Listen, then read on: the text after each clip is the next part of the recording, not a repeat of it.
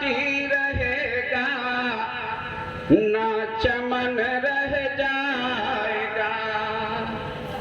اگر آپ روزہ نہیں رکھے تو سبحان اللہ بول دیجئے، ثواب کی نیت سے بول دیجئے، میرے حوصلہ بلند کرنے کے لیے نہیں، اپنے دفتر میں نیکیوں کو لکھوانے کے لیے بول دیجئے سبحان اللہ۔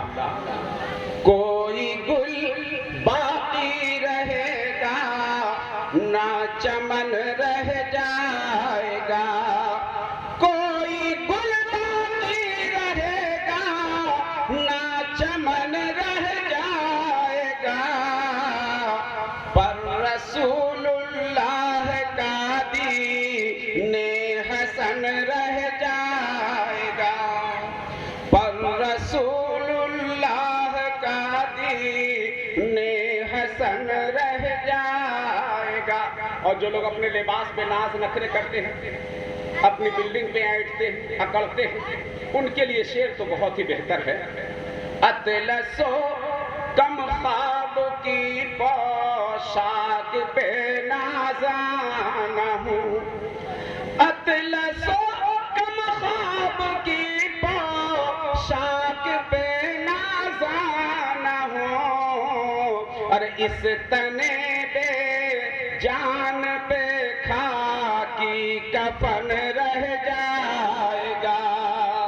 ماشاءاللہ، اس تنے بے جان پہ خاکی کفن رہ جائے گا۔ جزاک اللہ خیر الجزا۔ ایک شعر اور سماعت فرما لیں، ذرا محبت سے عقیدت سے بول دیں سبحان اللہ۔ آپ عالی جناب مخلص و ہمدرد قوم و ملت، میں اس لیے اس جملے کو 2-4 بار کہہ گیا۔ ہم نے دیکھا ان کی زندگی بہت قریب سے ہمارے ساتھ ایک لمبے عرصے تک رہی۔ ہم نے دیکھا آنے والا اجنبی شخص بھی آتا تھا، ہم لوگ تو مطلب سے کسی کو چائے پلاتے، دیکھا کہ اس آدمی سے فائدہ ہے، لاؤ مٹھائی، لاؤ یہ وہ، لام قاف چالو ہو جاتا، اور دیکھا یہ آدمی ویسا ہے جس سے ہم کو کوئی فائدہ نہیں ہوگا، ہمارا مقصد حل نہیں ہوگا۔